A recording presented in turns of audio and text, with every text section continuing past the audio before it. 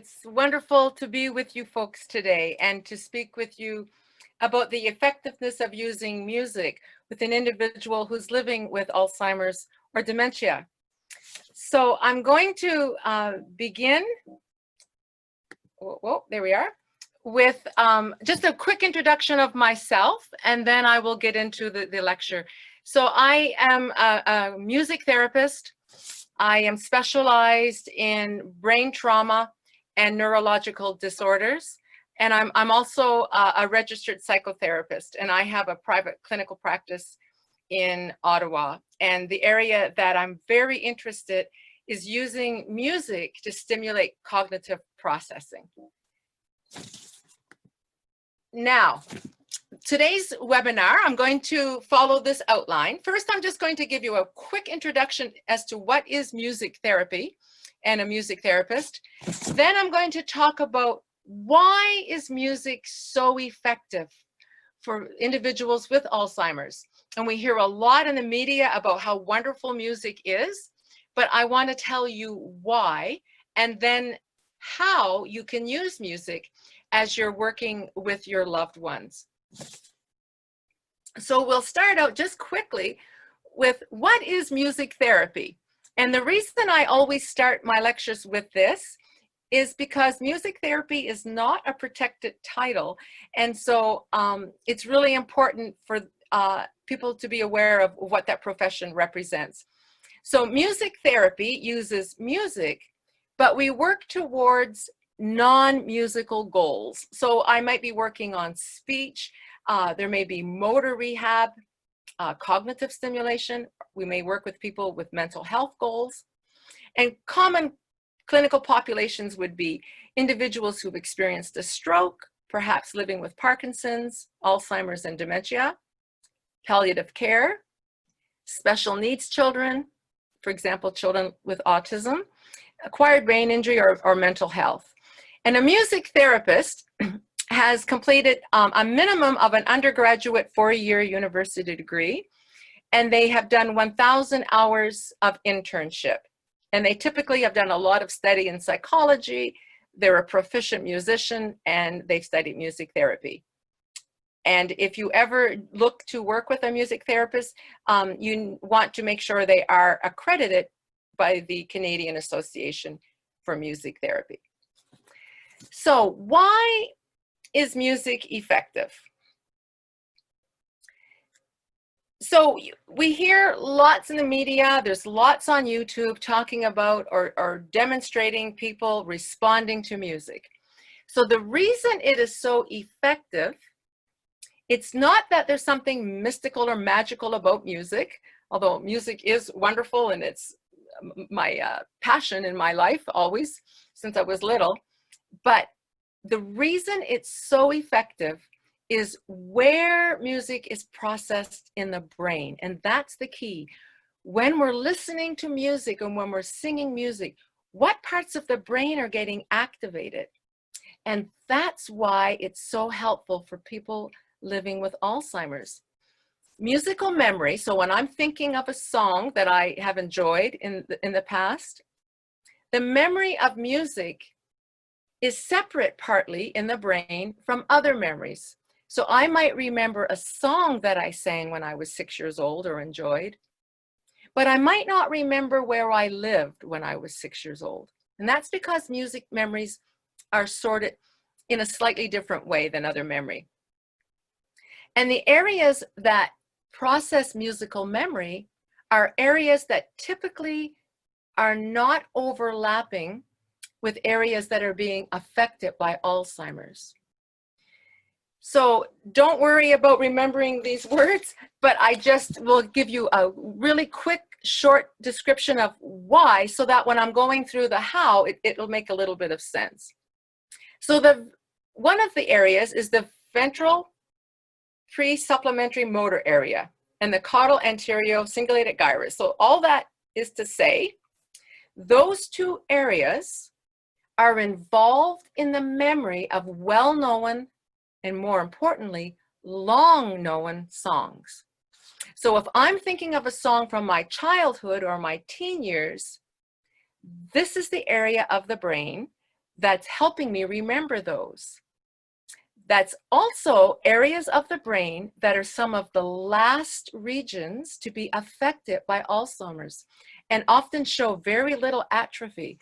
So the wonderful thing is, as somebody may be showing impairment in memory in general, we can still engage them with musical memories because those areas are typically the last ones to be impacted by the progression of the disease.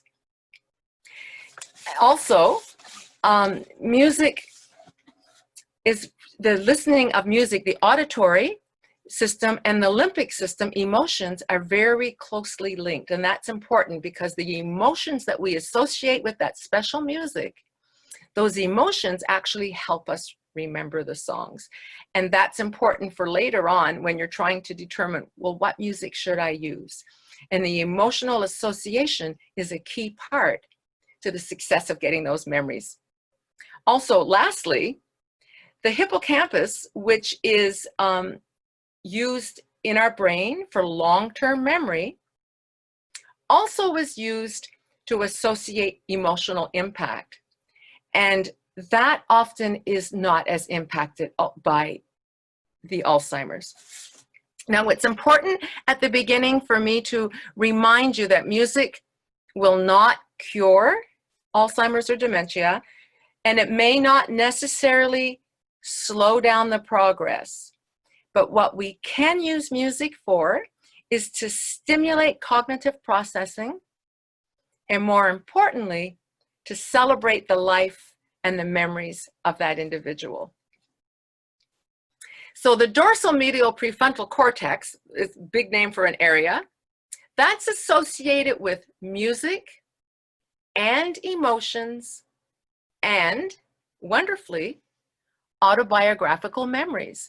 So this area of the brain is remembering the music, the emotions that that music gave me, and the memories that go with that song.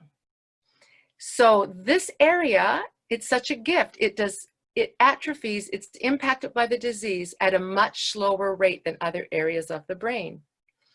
So we can now know that we can use well-known songs from the past that have an emotional context, and we can use that to help stimulate memories of your life that went along with that song. Up to the early mid-stage of Alzheimer's, sometimes the beginning of late stage, you can still see this effect. So now we've talked about why music is so effective. And I wanted to share that with you. And I know my husband often tells me, because I love learning about the brain, he'll say, don't get talking about the brain. People get bored when you get all excited about neurons. But I wanted to share that little bit with you because I wanted to encourage you that there's actually very solid science that can support the fact that there's a good purpose to using music with an individual with Alzheimer's. And that will encourage you as you try these different activities that I'm going to be talking about with you. So the first goal, I have 5 different areas that you might want to address using music.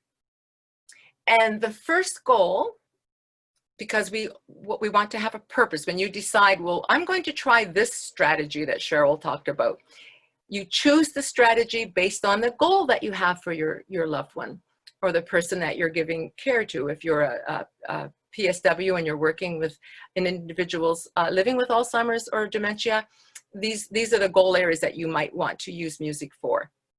So the first one is memory arousal.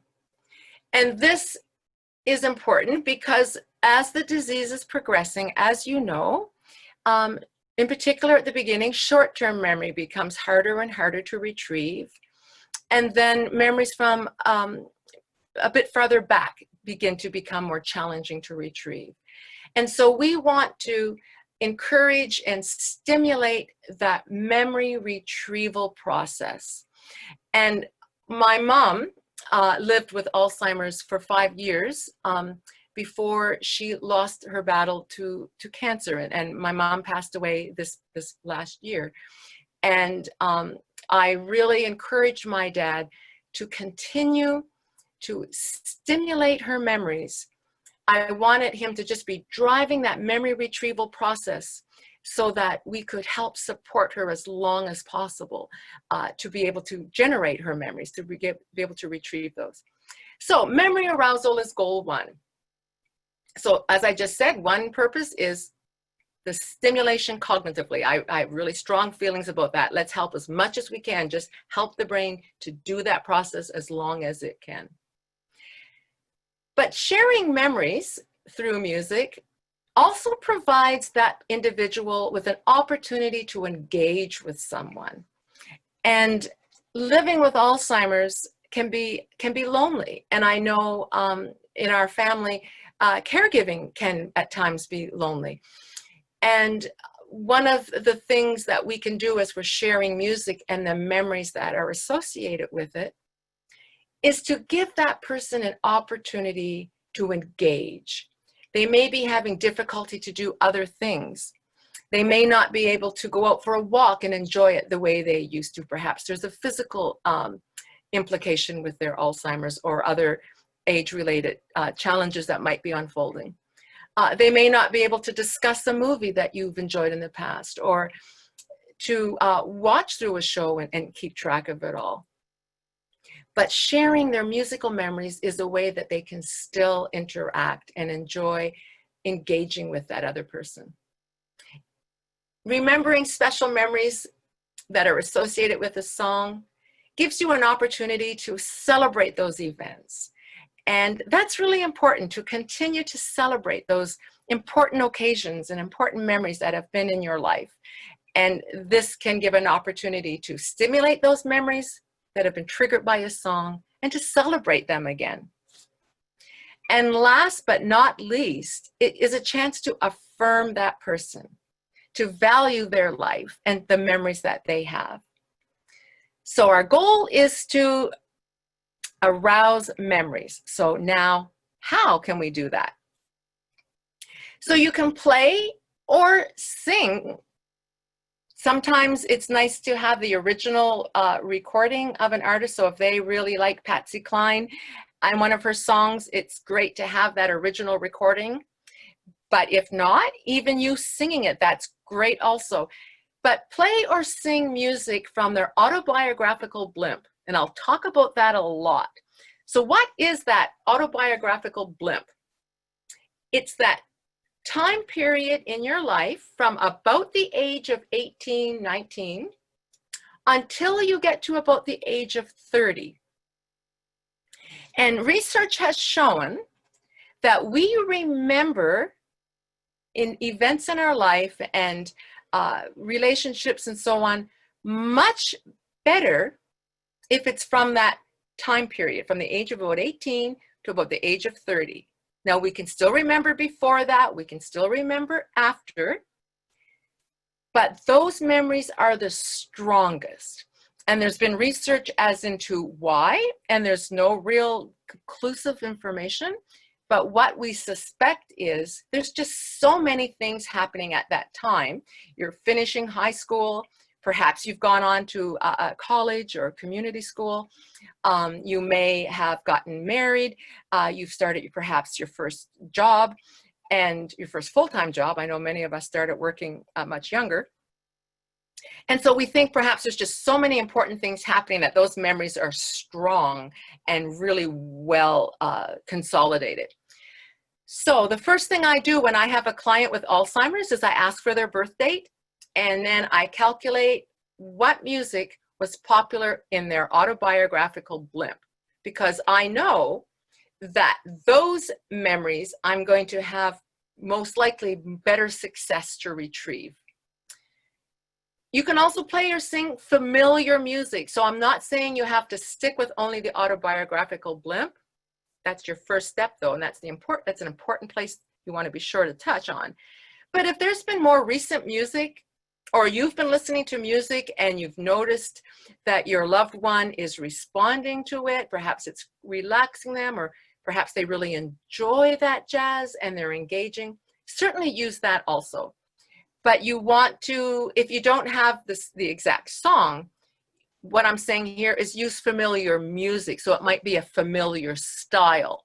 If your loved one enjoys classical music, you might have a song that they might not necessarily remember exactly, but it's in the style they like. Or if they liked rock and roll and the beginnings of rock and beyond, you can have a song from that style also. Then to further help that, so depending on the stage of the illness and the progression of Alzheimer's, somebody may hear that song and go, oh my goodness, I love that song, or I remember that song, or they might simply start singing that song. As the disease progresses, you may need to support this process a little more. So what you can do is ask some open-ended questions. In other words, it's not a straight yes or no. Do you remember when you heard this song? Do you remember, did you sing this song? Do you remember where you sung that song? And if open-ended questions are difficult at this stage, you could then ask closed-ended questions. Do you like this song? Does this song sound happy? Does it sound sad? And you're encouraging them to listen, to attend to that song, to put their attention on that music, and you're helping them to engage with it, to respond to it. You're stimulating cognitive processing. And if we're not able to get a biographical memory, an autobiographical memory, you can still encourage that engagement with listening to that song. You may need to nudge a little bit and provide some information. We danced to this song in high school. Or let's listen to this song. And as you're listening, if you need to help nudge the memory a little bit, you could say, you sang this song in the church choir. That church was in, Whitby, and so on. You can provide some information. Second goal is to increase orientation. So in increasing their orientation, what I mean by that is you're helping them to become aware of their environment and to respond to their environment. So this will help with cognitive arousal. Increasing orientation, as I said, you're helping them respond. You're reducing boredom. I believe that sometimes people, as they're going through some of their symptoms of Alzheimer's, that they're also bored. And this can help reduce that boredom and get them interested in what's happening around them, to stop that isolation and that withdrawing because they can't engage like they used to. Sometimes people are tending to withdraw, and this can help pull them out. Those responses in orientation might be verbal. They might start singing. They might start talking. It might be more of just a vocalization, a mumbling perhaps, but it's a response, and it's wonderful when we see any response. They might make eye contact, or they might just shift their eyes. They might start becoming aware of their environment. And again, this is dependent on the stage of the illness. You might see toe tapping, hand tapping. You might hear some humming or attempts to sing some of the lyrics. And that's all fantastic. There's actually a study that was done in 1986, and they worked with using music with people in the final stage of Alzheimer's. And at that stage in this research project, music was the only thing that they did that still engaged a response. And what they were seeing was people's heart rate was changing, their breathing rate was changing, there was more eye blinking and more mouth movements. They were absolutely aware at a level that there was music there, and music was effective in engaging them to respond to that stimulus. I work in a nursing home. I have clients in a nursing home on private contract in Ottawa. And I've worked with people that seemingly were not responding, and they may be lying in their bed, and I'm singing songs from their autobiographical blimp. And then you'll notice the toe tapping under the blanket, or their fingers playing. I've seen people playing the piano on their blanket and becoming increasingly aware that there's that music in their room. So how can we increase orientation? Play or sing music from that autobiographical blimp. In this case, they may be more advanced, and we're not necessarily expecting that we're going to discuss autobiographical memories, but we are grabbing their attention with something that's familiar. And again, singing or playing familiar music or a familiar style. Play music with a strong beat like jazz or big band, because that rhythmic cue, that steady beat, is also very cognitively and physically arousing. So you may get some more toe tapping response or more eye shifting because of the rhythm component. And I won't go into that today, but rhythm can play a real important role in orienting or arousing the brain. And of course, if the person is not enjoying the jazz or big band, if it's annoying them, don't use it. But if they might respond to that in a positive way, use something with a strong beat. Also use hand over hand. You can take their hand and tap their lap or clap their hands with them. Perhaps a small percussion instrument. I have many small percussion instruments like little maracas or little handbells that I will give individuals, and they may move their hand without prompting, but I often will just move their hand with them, hand over hand. But that helps engage the motor movement. That also gives them another auditory cue, the sound of that bell shaking or the maraca. And all of those multisensory stimuli can help to arouse their cognition and to help them engage the environment. Remember to use their name a lot. So I'll use my name right now, but hi Cheryl, I really enjoyed this song. Let's play it together. And Cheryl, I really love hearing the maraca with you. And you know, tap the beat on their arm. Use these ways. This will help increase their orientation. Another way we could use music, a third way, is to reduce agitation. And it doesn't always work, but it does work. And so I encourage you, if somebody's experiencing agitation, to try using some of their preferred music, their favorite music. And the reason that we use music in agitation is because it can serve as a distraction, and we can redirect them to the music. And sometimes it's just simply that distraction that will reduce the agitation. Music can also be a comfort. So they might be getting agitated and worried and have it in their mind that they are absolutely going to leave the house, and you're trying to redirect them. But sometimes music not only is a distraction, but it begins to make that place they are more familiar, because that music they know, and more comfortable and more comforting. And then they are more willing to sit, and they gradually quiet down. Music has been used to help reduce wandering in long-term care homes. In the evening, when there's more of a tendency to do wandering, they have found that playing familiar music has reduced that activity. So it could be very helpful also during personal care when agitation may increase, or during that early evening that we call sundowning.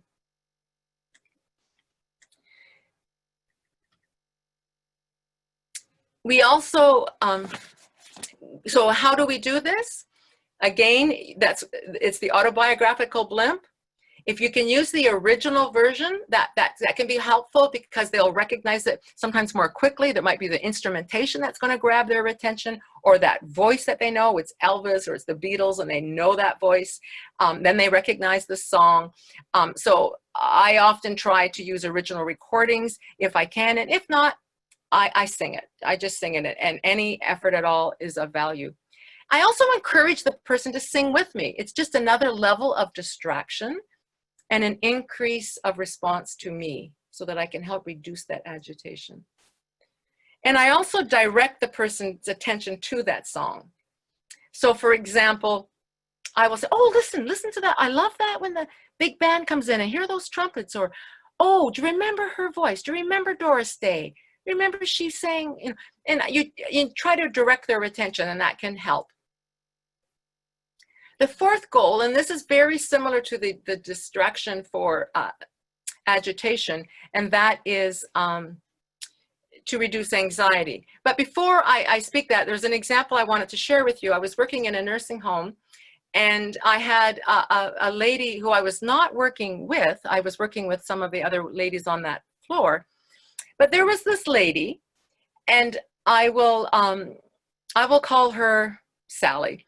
And she was very agitated, and each time I came, she was agitated. She had recently moved to this long-term care home. She was quite restless and was manifesting and demonstrating agitation to the other individuals around her.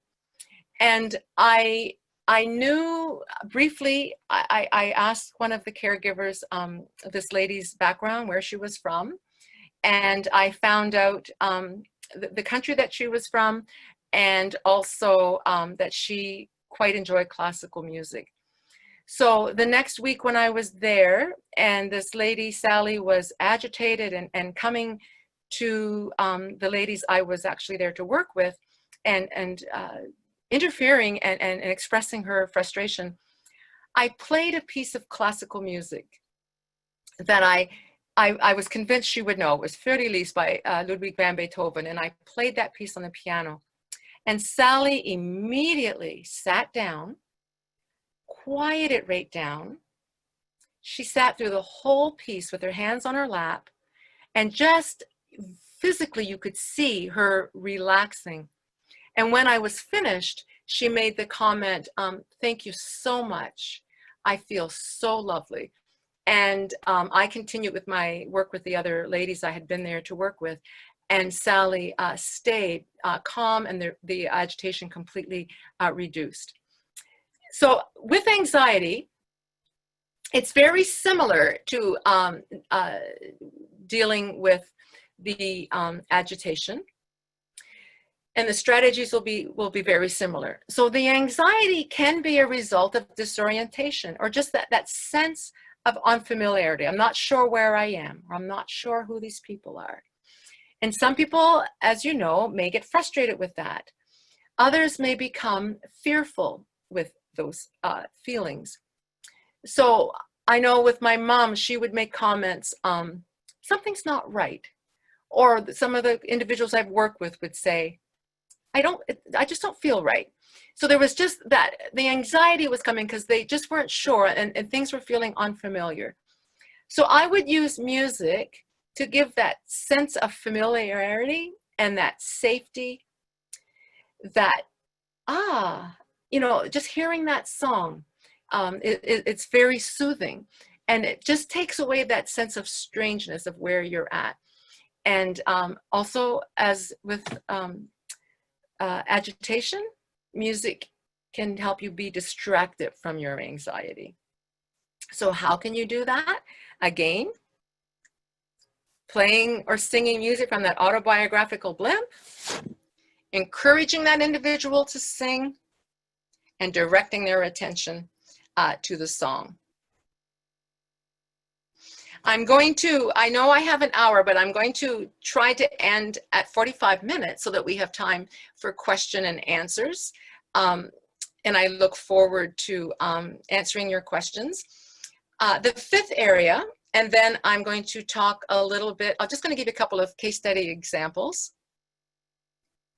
So the fifth area that I think is so important is we can use music to support the caregiver. Being a caregiver is a lot of work. It's emotionally and physically exhausting. And it's such a privilege to be able to use music to also support the caregiver. And one way we can do that is giving the caregiver, or if you are a caregiver and are going to incorporate more music in your relationship with your loved ones, sharing music gives you an opportunity to engage in an activity that you can still do together. And I know coming together and enjoying that relationship that you have and celebrating the relationship that you've had over the years, listening to music that you both enjoy can be a wonderful way for you to still do things together. Sharing personally significant music can be a wonderful way to celebrate your relationship, special events, or memories. So playing the song that you danced to at your wedding, or playing the songs that you sang to your children when they were small, and enjoying the role you had as a parent. Or perhaps you had a musical background and it's repertoire that you've performed or that you've sung. But it's wonderful to go back and to celebrate and share that together. But that also can be a way to support the caregiver and use music that gives them a sense of comfort and familiarity. They're navigating through a new experience of being a caregiver to somebody living with Alzheimer's or dementia. And use music for yourself. I know there's lots of self-care options. You can have someone come in and help out at home and provide respite so that you can go out and enjoy your walk, or to read a book if you're a reader, or there's so many possible ways that you might do self-care. But consider music as one of those, because music is such a comforting and can be very soothing activity, and depending on the music that you choose. So I've jumped ahead of myself a little bit by already proposing some of these hows. But play music that matters to you, the caregiver.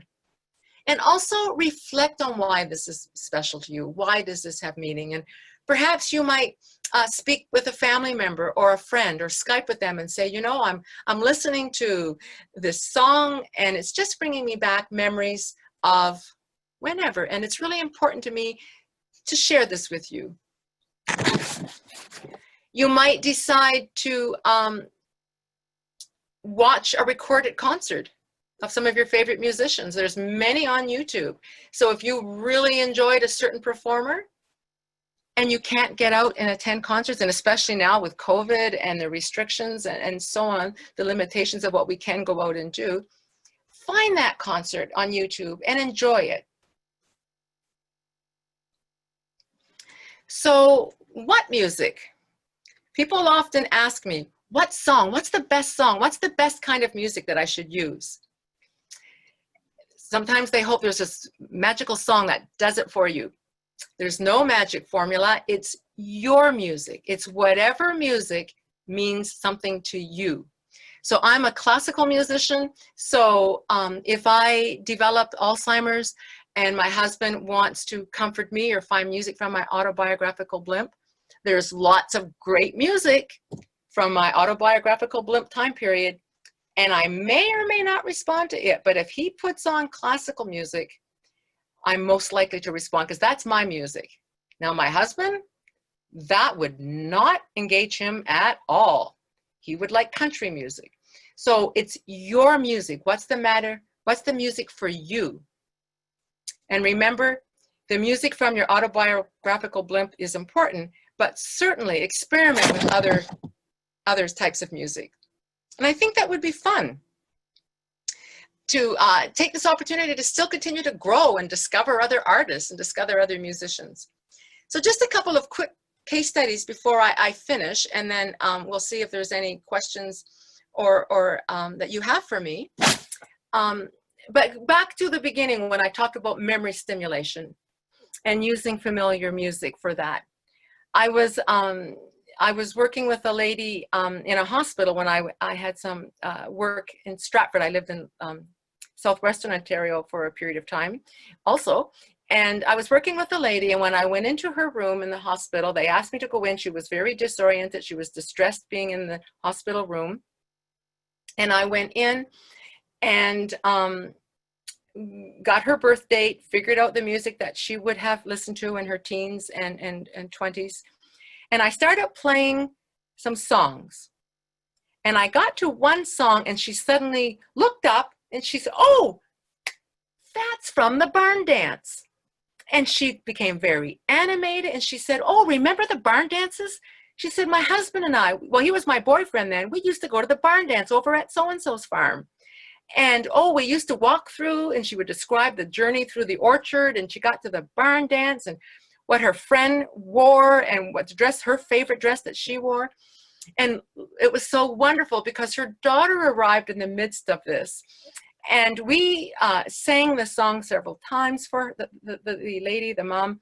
And she went into quite great description of these barn dances. And the daughter was thrilled. And I had to go to another patient at that time. And I came back about 2 hours later, and the daughter was still there. And the lady had gone back into the sense of disorientation. And I was so sad. And I said to the daughter, I'm sorry that it didn't last. And the daughter gave me a great perspective on that. And I will never forget it. She said, my mom was oriented during your visit and for 30 minutes after you left. And she said, I am just so thankful that for 1 hour, Mom and I had fun talking about the barn dances. And she said, you gave me my mom for that hour. And here I was feeling quite sad that it had not continued with the residue effect, but she was thankful to have that period of time. But that was a good example of being oriented by a familiar song. Another example is sharing music in a group can be fantastic because you can be sharing memories with each other, and that often will help stimulate another person's memory. For example, this lady talking about barn dances could have potentially reminded someone else of a barn dance. It also reduces isolation being in the group. And I was playing in a group once, and one lady was very distracted about the flies in the light fixture on the ceiling.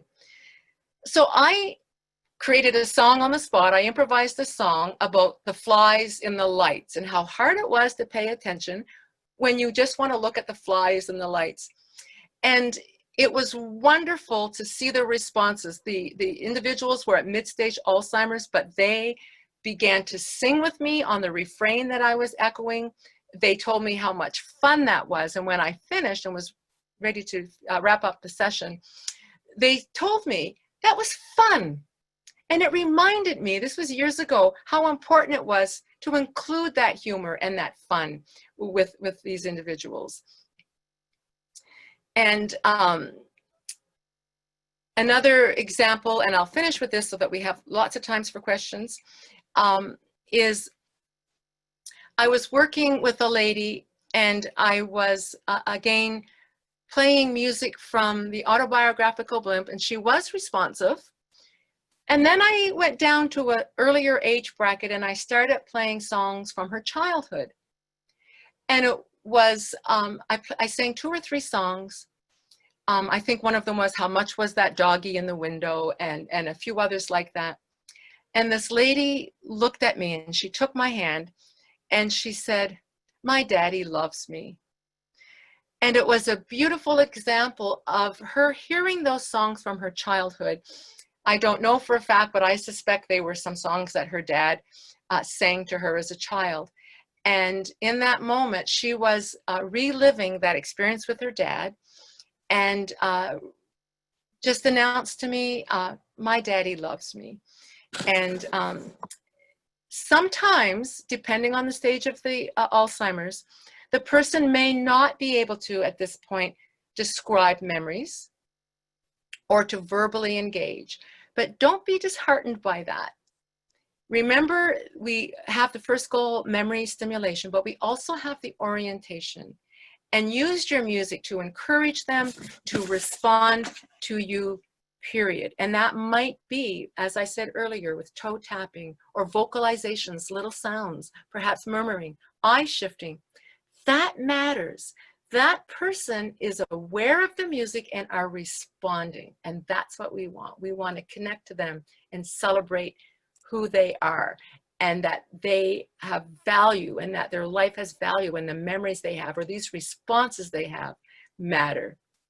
So in conclusion, music can be an effective tool to use with individuals living with Alzheimer's or dementia. And the reason is, number one, where the strong association of emotion and autobiographical memories that are associated with music. So we have the musical memory, we have the emotional memory, and when you put those together, that's a strong memory. We have memories and emotions that are associated with them. That's a strong memory to help the brain retrieve. And secondly, music is effective because of where in the brain the musical memories are stored. And they're in areas that are some of the last to be impacted by the progression of Alzheimer's. Remember, music from the autobiographical blimp is the ones that are most easily retrieved. Music is not magic. It does not work every time for every person. If you try music and you're trying to address one of these goals and it doesn't work, don't be discouraged, don't give up, try again. So the how and the why of what you use music for depends on the need of the individual. So it's unique to the person you're with. You determine what goal you want to work on with them, and then the musical strategy that will help. So I want to thank you. It was a real honor and a joy for me to speak to you today. And I thank you for your interest in the use of music. And I encourage you. I know that you are using music, and through the association, you are accessing musical activities, and that is fantastic. And I encourage you to continue that and to try some of these strategies I've shared today at home.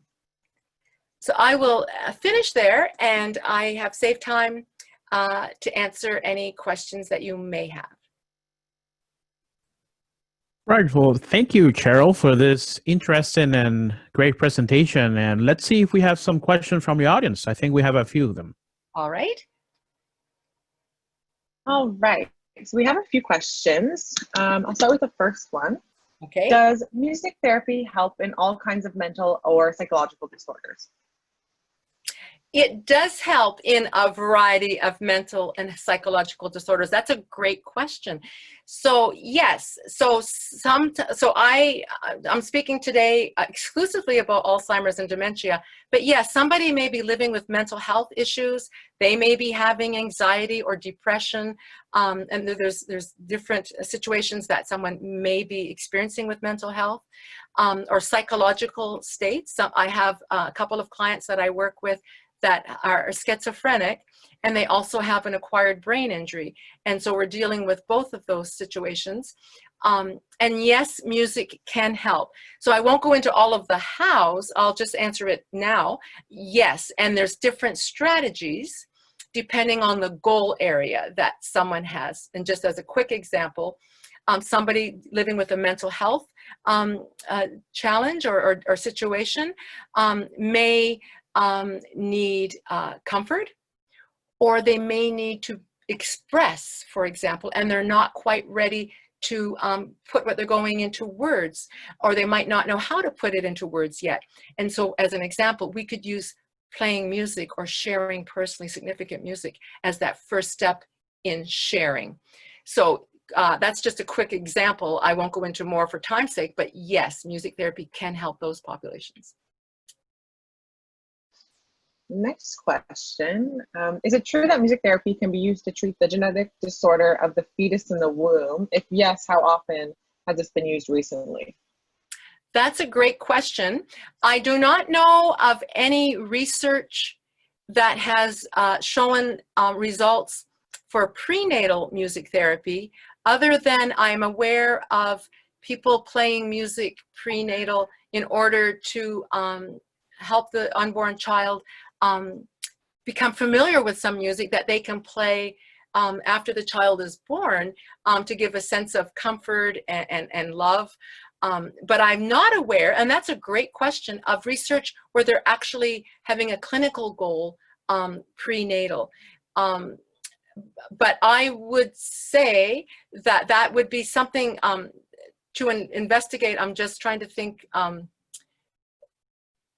Yeah, I'm sorry. I'm just thinking of a couple of individuals I know who are interested in prenatal work. They're students of mine at Laurier University, and what contacts they have. But that's something, if you want to email me, I can perhaps send you in some direction.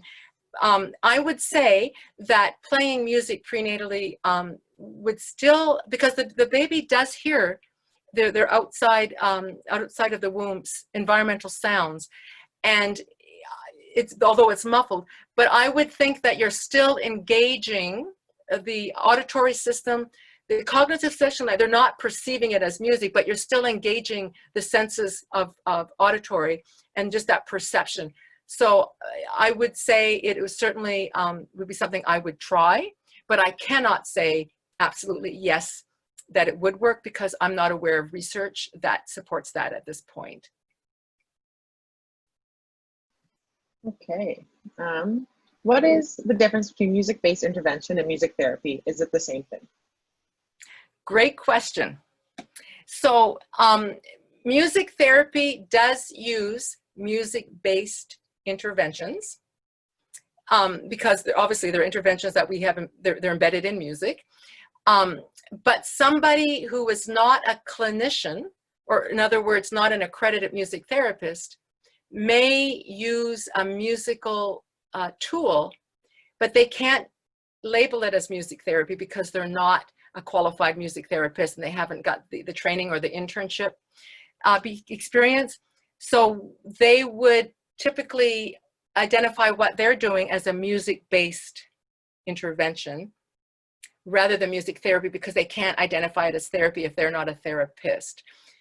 If they are a music therapist, they can still use that music-based intervention term. So for example, for myself, when I'm speaking to people who are not a music therapy audience, I will talk about music-based interventions because it helps my audience to know, okay, you're working on, for example, depression, or you're working on speech rehab, and your tool is music because you're a music therapist, but I'm using a music-based intervention. I'm not using the traditional speech therapist intervention, I'm using a music-based one. So you will hear music therapists using that term, but you will especially hear a non-music therapist use that term also. Hope that clarifies it. It's a bit the same, but it sort of depends who's using it. Right. Okay. How to use music therapy in a group? Well, what I do and what other music therapists would do is first, you sort of have sort of two goal areas. You're looking at the group goal of encouraging them to interact to each other. And you're looking at the individual goals. So it's a real juggling act. And if you can have a rehab assistant with you when you're doing a group session, it's such a blessing to have an extra 1 or 2 people with you because there's just a lot going on. So my arching goal would be socialization. So for example, I may have each individual with an instrument that they can physically maneuver. And I'm singing songs that is from, or playing songs that is from the autobiographical group in general, or autobiographical blimp in general of that group. So I'm encouraging them to respond to each other, to engage with each other. There's that socialization component, or Mrs. Jones's response might help encourage Mr. Smith's response. So I'm looking at that global activity, but I'm also making sure that Mrs. Jones has the instrument that she can successfully hold. So I'm looking at some motor ability too, or that's going to perhaps be the sound that I'm going to get her interest aroused with. So I'm looking at individual things. If I know someone is early stage versus mid stage, I will interact with them differently. I may get more right in the face of the person that's mid-stage Alzheimer's and you know, hello, Cheryl, I would really love to hear you singing with me right now and you know, and have them sing with me. Where someone at a different stage, I may just verbally call across the room. So I'm individually encouraging each person to respond. I'm considering the stage of their illness and what cognitive goals I might have. I'm looking at their motor abilities. But then as a group, I'm really trying to encourage socialization and memory stimulation.